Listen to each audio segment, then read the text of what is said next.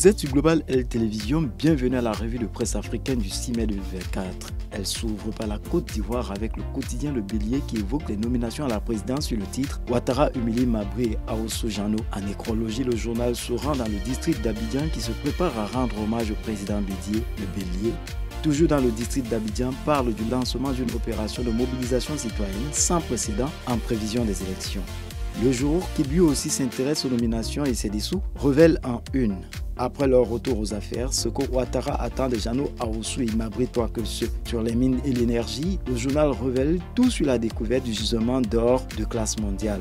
Nouvelle Génération réserve une fois encore sa une à la politique. Les cadres du RHDP relancent leur intrigue contre Soro, lit-on en titre, et ce selon le journal, à peine la réconciliation amorcée entre Ouattara et le leader du GPS. Ce sont les limites d'une accusation farfelue contre le leader du GPS, indique Nouvelle Génération, qui relaie en même temps la préoccupation de Simone Hervé Gbagbo sur le système électoral actuel qui pose beaucoup de problèmes. Au Sénégal, le quotidien évoque la mobilisation de Benno et met en grande une petit pas de maquis pour le retour.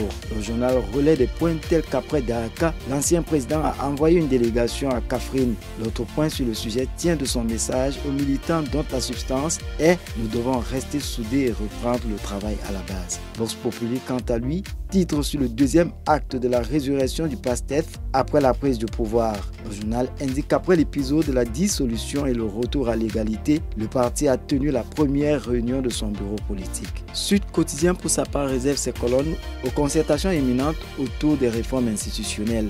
Diomaye accélère la grande cadence, lit-on en grande une, non sans évoquer l'éclairage du professeur Sidi Alpha Diaye dans entre parenthèses Objection Sud FM. Au Cameroun, le Messager s'intéresse à la tanière et titre Staff technique du indomptable, le rebelle. Le journal indique que malgré les voies de concertation et de dialogue prônées par le président Paul Biya, qui attend un staff bâti sur les positions réconciliées, le MINSEP est resté radical sur son casting.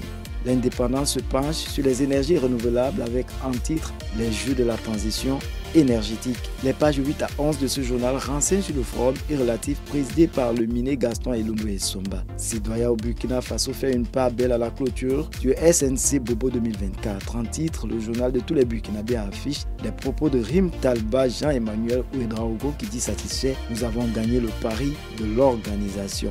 Terminons cette revue africaine avec le quotidien algérien El Watan qui titre sur Cap sur l'export avec l'ouverture hier à Alger du salon Batimatique.